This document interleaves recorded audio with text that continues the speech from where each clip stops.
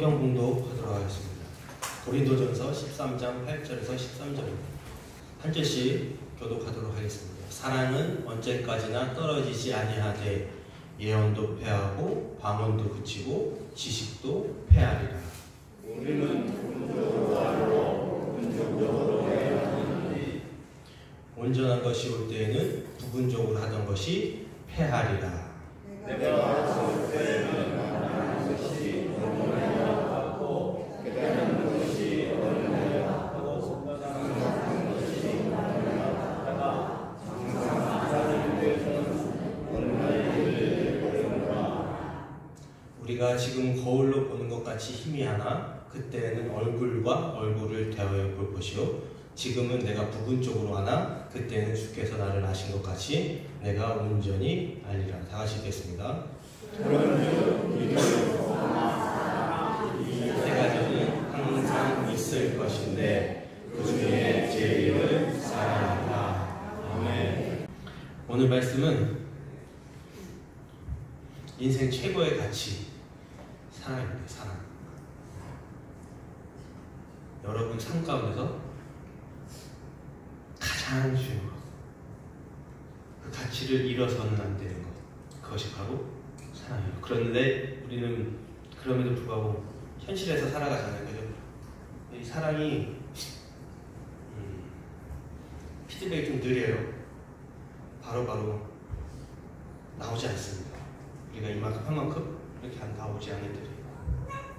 그리고 사랑보다 더 영향력 있는 것들이 현실에서는 벌어져요. 그게 뭐죠? 돈, 명예, 그죠? 그리고 지식. 요즘 같은 경우에 정보를 많이 하고 있으면 돈이 돼요. 그리고 건강, 이런 것들이 우리가 많이 가치를 가지고 살아가고 있죠. 근데 이 가치들이 그럼 무가치한 거냐? 그렇진 않죠. 무가치하지, 전혀 무가치한 것이 아닙니다. 그런데 이런 것들은 다 우리가 죽으면 사라지는 것들이죠. 그래서 사라져 없어질 것에 최고의 가치를 두고 살면 어떤 특징이 있습니까? 여러분도 잘 아시잖아요. 죽음을 앞둔 어떤 할아버지가 병상에 누워있어요. 이제 몇 시간 후면 숨을 거둡니다. 그러면서 제일 후회되시는 게 뭐예요? 라고 물어봅니다. 그럼 대답하는 것이 다 어떤 것들이에요? 가족들과 시간을 좀 더 보낼 거예요.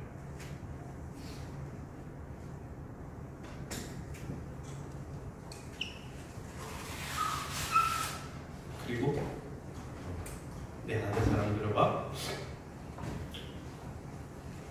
전화라도 한 번 더 할 거예요. 죽기 전에 가장 후회되는 거예요.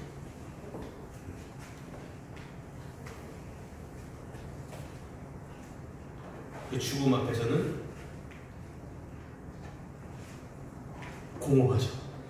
여태까지 내가 돈에 가치를 두고 살았다면, 최고의 가치를 두고 살았다면 허망하죠. 왜 허망해요? 가지고 갈 수 없잖아요. 그죠? 건강에 가치를 두고 살았다면 허망하죠. 왜요? 내일 죽잖아요. 공통된 특징입니다. 사라질 것에 우리가 가치를 두고 최고의 가치를 여기고 살아간다면 그 가치가 나쁘다는 것은 아니에요. 그 가치를 버리라는 게 아니에요. 우리가 살아가는 삶에 있어서 그것을 최고의 가치로 여긴다면 공통적으로 나타나는 특징은 허망, 공허예요.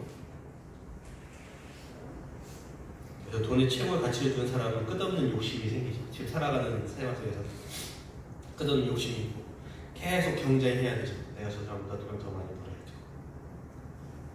그리고 명예와 권력의 최고의 가치를 둔 사람은 자기가 하는 일은 다 인정을 받아야 돼요. 인정받지 못하면 화를 내죠. 혹은 좌절하죠. 그리고 그 권력이 없으면 몰락하는. 건강에 최고 가치를 둔 사람은 당연히 죽음을 극도로 거부하겠죠. 그리고 안전과 안정을 최고의 가치로 둔 사람은 모험을 하지 못합니다. 안정적이 되기 때문에. 그렇게 되면 모험을 하지 못하면 성장할 수 있는 기회가 상실되겠죠. 그래서 항상 우리의 태도는 어떻게 돼요? 방어적인 태도가 돼요. 그리고 불화식성을 감당하지 못하게 되죠. 그리고 자기 보호에만 집중을 하게 됩니다. 근데 이 모든 것을 다 가졌던 사람이 있어요. 돈이면 돈, 명예면 명예, 지식이면 지식, 지혜면 지혜, 다 가졌던 사람이 있어요. 그 사람이 성경에 나와 누구죠? 솔로몬이죠. 그 사람이 고백을 하는 게 있습니다. 잠언 12장 13절에 하나님을 경외하고 그의 명령을 지키라. 이것이 사람의 본분이라. 다른 모든 것들은 다 뭐라고 얘기했어요? 헛되고 헛되고 헛되다라고 얘기하고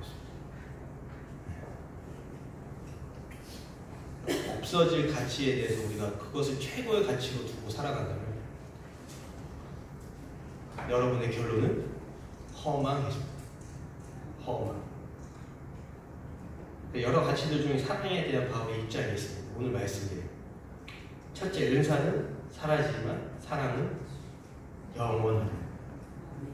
다시 한번 말씀드려요. 은사는 사라지지만 사랑은 영원하다. 13장 8절에서 10절입니다. 제가 이렇게 읽을게요. 사랑은 언제까지나 떨어지지 아니하되 예언도 패하고 방언도 그치고 지식도 패하리라. 우리는 부분적으로 알고 부분적으로 예언하니 온전한 것이 올 때는 부분적으로 하던 것이 패하리라 라고 얘기하고 있습니다. 많은 은사들이 있죠. 교회 안에. 고린도전서에 제일 많이 나와요. 은사에 관련된 고린도전서 제일 많이 나와요. 뭐가 있나요? 예언도 하죠. 실제로 예언도 했습니다. 그리고 방언을 하죠. 방언 통역도 합니다. 정말 많은 여러 가지 은사들이 있었어요. 사람을 치유하기도 했죠. 그러면 이런 은사들이 교회에 정말 도움이 되지 않느냐? 도움이 되죠. 이런 은사들은 여러분들이 오해를 하지 마시기 바랍니다. 이런 은사들을 하는 그 사람을 보면 안 되고요. 그런 은사들을 가진 사람, 왜 그런 은사를 행할까? 누가 그걸 가능하게 하시는지 그것을 봐야 돼요. 치유하는, 우리 많이 보죠. 치유하는 시계. 그 치유하는 모습을 보면서 저 사람 정말 대단하다 그러면 여러분들 잘못 바라보고 계십니다. 그 치유는 누가 하시는 거예요? 하나님. 그래서 하나님이 하신다는 것을 표징으로 보여주는 거예요. 표징으로. 근데 우리는 그 사람이 하니까 저 사람 정말 대단하다라고 얘기를 하죠. 그리고 우리 나범교회에 이런 초자연적인 현상들이 일어난다면, 그 은사들 가진 사람이 정말 많다면 어떻게 될까요? 지금 이 자리가 어떻게 될까요? 정말 여기 넘치고 밖에서 예배 드리는 사람이 많을 거예요. 그렇지 않겠습니까? 근데 은사가 중요하지 않은 건가요, 이게? 중요하죠. 중요합니다.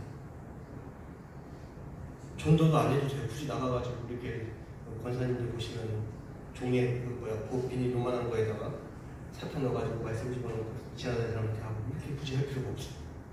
키우고 있어만 가지고 있어요. 굉장히 효율적으로 전도를 할 수가 있어요. 나가지도 않아요. 그리고 이 말씀 전하는 것도 거의 안 해도 되죠. 그래서 치유만 하면 돼요. 사람이 놀리는데 치유만 하면 굉장히 중요한 은사죠. 제가 신문 기사를 하나 가져왔거든요. 한번 보시겠어요? 오금동에 사랑하는 교회라는 곳에 있습니다. 지금 저곳에서는 놀라운 치유가 일어난다고 합니다. 그래서 매주 어떤 간증들이 올라오냐면요. 제가 기사를 봤거든요. 갑상선의 혹이 사라졌대요. 10년 이상 된 족저근막염과 하지정맥염 완전히 치유됐대요. 그리고 주님께서 허리와 골반에 있던 심각한 통증을 100% 치유하셨다고 계속 간증합니다. 또 있습니다. 원인을 알 수 없이 3년 동안 지속됐던 증상이 깨끗하게 치유되었다. 신장 투석으로 인한 휴증이 완전히 사라졌다. 안수 기도를 받은 후 병의 근원이 말라버렸다. 뇌종양 수술 휴증을 주님이 치유하였다. 망막 혈전이 치유되었다. 우리 나범교회에서 이런 일들이 일어난다고 생각을 해보세요. 사람이 안 몰리겠어요? 얼마나 효율적으로 전도를 하는 거예요.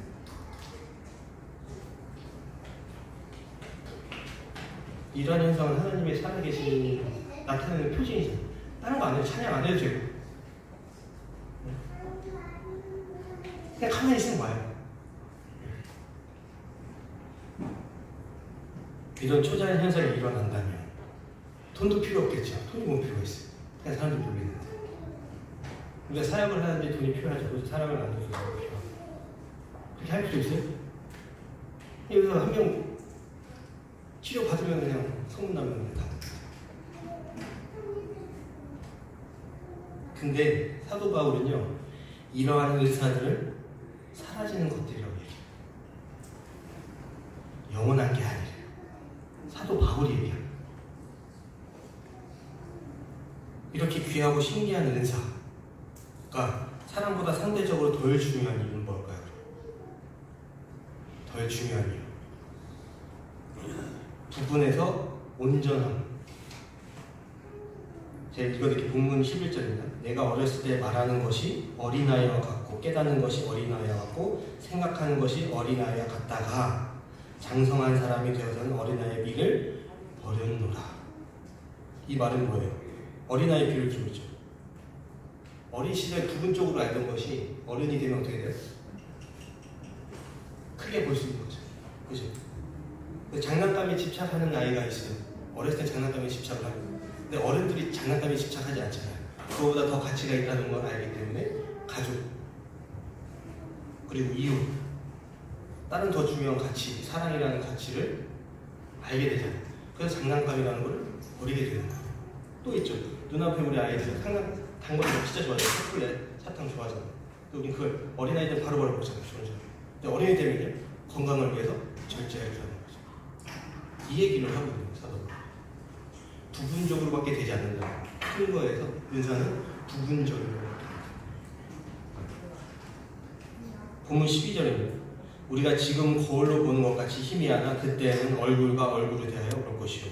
지금은 내가 부분적으로 아나 그때 주께서 나를 아신 것 같이 내가 온전히 알리라.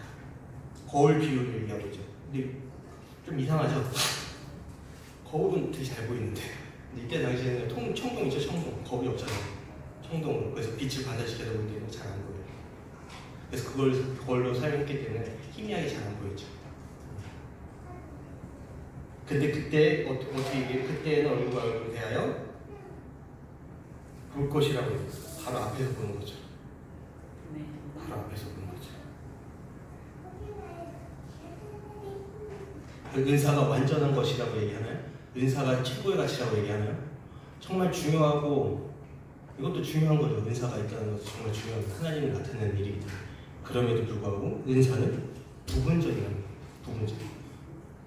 교회에서 은사 굉장히 중요하게 생각하잖아요. 그죠? 생각 가운데 나가면 또 중요하게 생각하는 게 뭐예요? 돈이잖아요. 돈. 사라져 없어져 버릴 것. 네. 모든 것을 완전하게 알게 되는 때는 그럼 언제인가? 부분적으로만 안 되고 전체적으로 알 수 있을 때는 도대체 언제인가요? 이 성경에 나와 있죠. 그때에는 얼굴과 얼굴을 대하여 볼 것이다 라고 얘기를 하고 있는데, 그때가 언제요? 예수님이 재림하실 때. 그때는 우리 모두가 다 완전한 것을 보게 될 것입니다. 어떤 가치가 가장 중요했던가 그때 되면 알게 되죠. 그런데 우리는 이미 그 비밀을 알고 있는 거죠.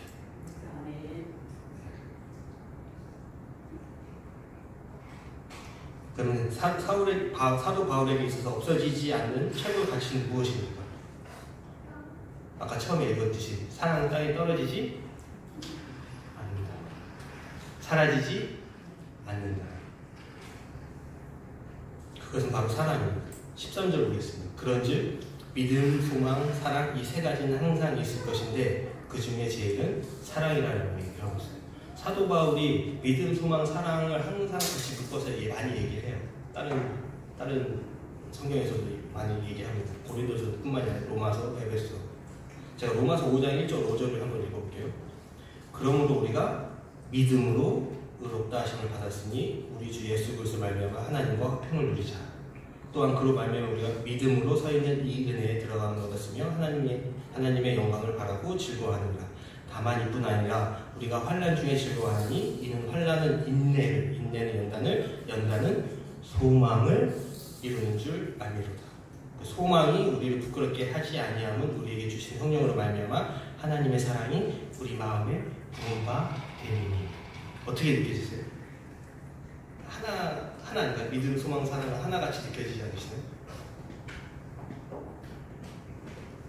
이게 사랑이 있으면 믿게 되고, 믿음으로 우리가 또한 소망을 가지고 이렇게 다 연결되어 있어요.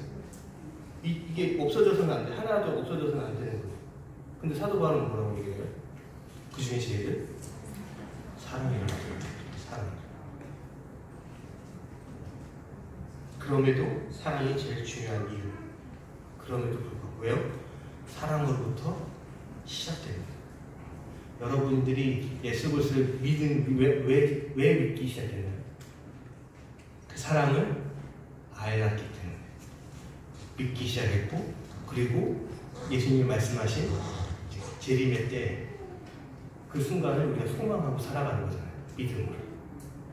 그리고 또 재림의 때 마지막에는 믿음과 소망이 필요 없게 되죠. 왜요? 실제로 나타나잖아요. 그 가운데 남아있는 거, 믿음, 소망, 사랑, 그 세 개 중에 남아있는 게 뭘까요? 예수님 재림하시는 사랑입니다. 사랑. 그래서 영원히 사라지지 않는 가치라는 것입니다. 제가 말씀을 준비하면서 이것도 이런 것 저런 거 좀 찾아봤거든요. 찾아보면서 아시는 분들은 아실 수도 있어요. 이게 라디오에서 나왔던 건데, 서경석하고 양인우라고 2022년도에 라디오 방송을 했는데, 그 방송에서 신춘 편지소라는 곳에 진행을 했어요. 그래가지고 글을 받는 거예요. 편지를 받는 거예요. 거기서 입선된 편지 중에 하나입니다. 근데 이 편지를 읽다 보니까 정말 다른 것에 가치를 두지 않고 사랑으로 사랑을 최고의 가치로 여기며 살아가는 삶이 보이더라고요. 그래서 꽤 조금 깁니다. 그 편지 중에 하나인데 이거 다 읽어드리고 마치도록 하겠습니다. 잘 들으세요. 4살, 6살 두 아들을 데리고 새빵을 구하기 위해 한나절을 헤매고 다니다가 새빵이 있음이란 쪽지를 보고 대문을 두드렸다. 내 나이 정도 된 주인 때는 여자가 나왔다. 방이 있느냐는 나의 말에 대답 대신 내 곁에 서 있는 두 아이를 바라보며 사내 아이만 줄이네요. 퉁명스러운 말투로 묻는다. 네, 둘 다 아들이에요. 사내 아이들은 시끄럽고 장난이 심해서 언짢은 내색이다. 조용히 키울게요. 나의 말에 들어와서 방을 보라고 한다. 주인집 옆에 방 2개의 연탄부엌이었다. 그날 계약을 하고 일요일에 이사하게 됐다. 이사하는 날부터 주인 여자의 갑질이 시작됐다. 주인은 3살, 6살 여자아이만 둘이었다. 우리 두 아이를 불러 세워놓고 자기 딸들한테 가까이 하지 마라. 마당에서 시끄럽게 놀지 마라. 대문도 살살 닫고 다녀라. 아니, 두 아이는 눈만 벅벅이며 듣고 있었다. 이사 왔다가 지인들이 찾아오면 집을 사서 온 것도 아니고 새빵 얻어봤는데 창피스럽게 무슨 손님들이 오냐며 비꼬아대고, 아침 일찍 빨래해서 널어놓으면 우리 빨래를 옆으로 밀어놓고 자기네 빨래를 널었다. 가난한 것이 죄가 되었지만 꾹꾹 참고 웅웅군인 두 아이를 바라보며 하루하루 살았다. 힘들게 일하고 돌아온 남편에게 말하지 못하고 내가 나를 위로하며 일기장에 서러움을 토해냈다. 그때 일기글이 생각난다. 하나에 풀잎 피고 싶다. 어느 땅이건 뿌리만 내리면 그곳이 집이 되는 풀잎 피고 싶다. 하늘을 나는 새이고 싶다. 앉은 나뭇가지가 그의 집인 새이고 싶다. 그날은 시골에 5일장이 있던 날이다. 남편 출근하고 나는 빨래하고 마당 청소까지 마치고 두 아이와 시골 장에 구경할 겸 필요한 물건을 사러 갔다. 빨래비누도 사고 각설이 타령하며 옆하는 곳을 구경하다 엿도 사고 두 아이에게 솜사탕도 사서 들려주며 장 구경을 마치고 집에 왔는데 집 앞이 시끄러웠다. 사람들이 웅성거렸다. 무슨 일인가 했더니 주인 집에 도둑이 들어와서 장롱 깊숙하게 두었던 금반지와 폐물을 훔쳐갔다고 했다.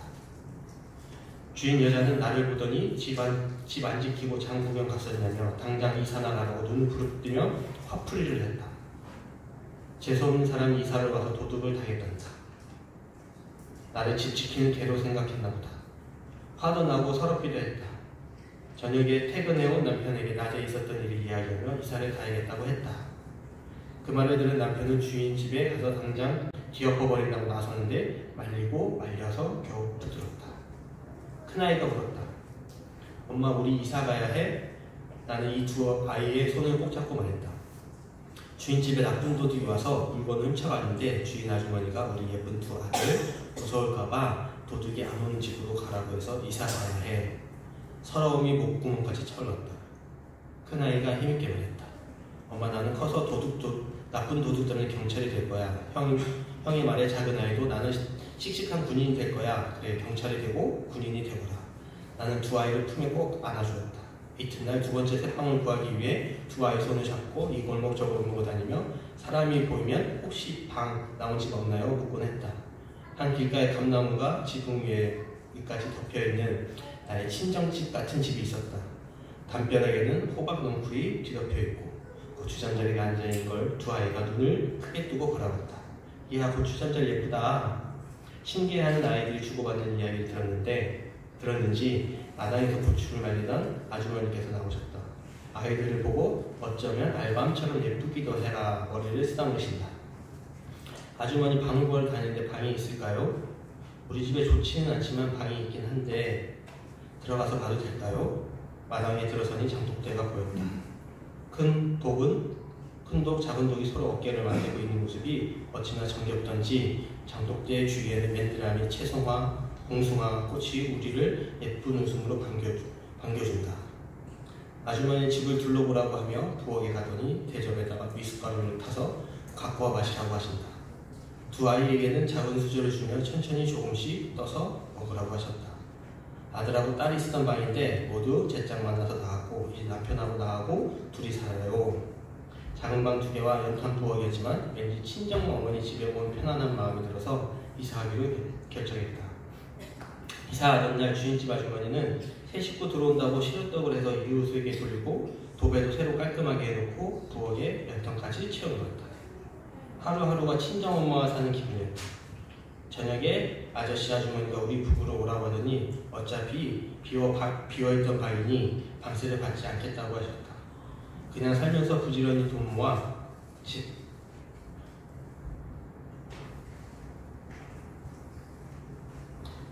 장만하라고 그때까지 자기 집에서 함께 살자고.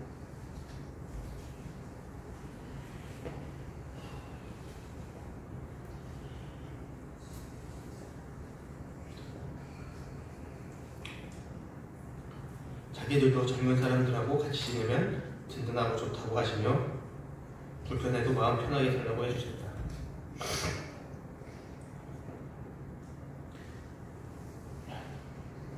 그 말씀이 너무 고맙고 감격스러워서 그동안 전 집에서 겪었던 서러움이 통곡이 되어나왔다. 아주머니 손을 잡고 웅엉 울었다. 나의 등을 토닥이며 많이 아팠구나 해주셨다. 주인 아주머니와 수출품 뜨개질도 하고 밤 깎는 일도 하면서 조금씩 저축을 했다. 들어가는 통장을 아주머니께 보여드리면 부지런히 모자 하며 기뻐하셨다. 김장도 함께 해서 한마당에 김치독을 묻어놓고 같이 먹고 된장고추장도 친정집처럼 함께했다. 어쩌면 친정집보다 더 편해질지 모른다. 봄이면 감꽃 목걸이를 해서 아이들 목에 걸어주고 아저씨 아주머니 따라 농가 밭에 가서 개구리와 맹꽁이까지 잡고 옥수수를 먹으며 아이들은 하늘의 별을 세다가 잠들었다. 때로는 평상에 누워 아주머니의 옛날 이야기를 귀 쫑긋하며 듣고 도깨비 이야기를 하다가 어흥하고 거부주면 한 아이는 아주머니 치마폭으로 한 아이는 내 치마폭으로 얼굴을 가리며 숨어들었다. 겨울이면 아저씨가 만들어준 썰매를 타고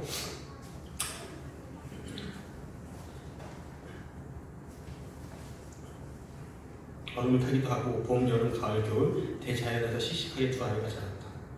두 분의 사랑이 너무 고마워 명절 때 내일이라도 사드리면 정말 화를 내셨다. 빨리 돈 모아 집 장만하라. 그런 두 분의 사랑 속에서 8년을 살다가 지금의 경주로 내 집 장만해서 이사했다. 집을 샀다는 말에 두 분은 눈물까지 흘리며 기뻐하셨다. 이사하기 전 새로 장만한 집을 보고 싶다며 오셔서 보고는 장하다며 나를 꼭 안아주셨다. 모든 것은 아주머니 아저씨의 도움이었다. 고 하니 절대 그런 말 하지 말라고 손사래를 치셨다. 이사하던 날 팥시루 떡을 잔뜩 해서 이삿짐에 실어주고 쌀과 된장, 고추장까지 챙겨서 실어주셨다. 나의 손을 꼭 잡고 행복하게 잘 살아야 한다 하고 두 아이를 품에 꼭 안아주셨다.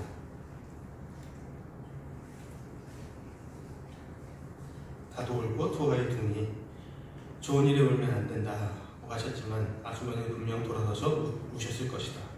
그리고 우리가 쓰던 방과 부엌을 돌아보며 허전하면 또 우셨을 거다. 내 삶의 뿌리를 북돋아 주었던 은인, 나에게 골 깊은 사람이 되라는 삶의 이종표를 지어준 분, 그분이 나의 두 번째 세팡주인이다. 나무에만 그늘이 있는 것이 아니고 사람에 그늘도 있다는 것을 그분을 통해 알게 되었다. 사람의 그늘은 고되고 지친 사람들에겐 더 없는 심의 공간이다.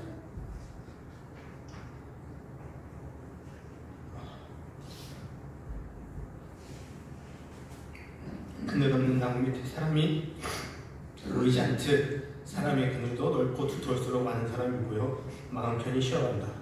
나도 두 분의 넓고 두터운 사람, 그늘을 삼고자 흉내를 내어보지만 쉽지 않다.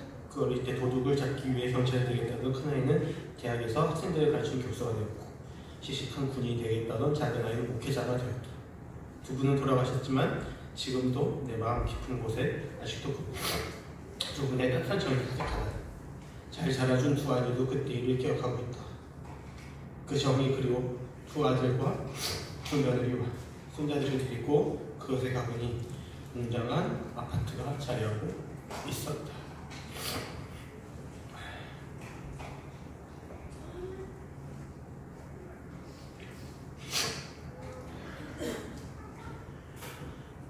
기도하겠습니다.